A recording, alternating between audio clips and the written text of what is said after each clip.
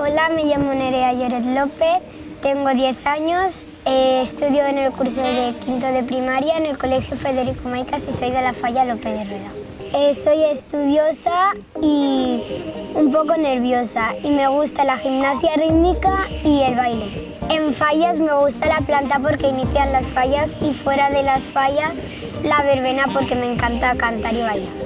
Se lo pasarían muy bien porque hacemos muchos concursos, la cabalgata nos disfrazamos y se lo pasarían muy bien y que hacemos verbenas por la noche. Primero se hace un boceto, luego se hace la estructura con madera, se le pone el corcho y luego ya la decoras. Y mi falla era del circo. Tristeza porque se acababan las fallas, pero a la vez alegría porque empezaba otro año nuevo.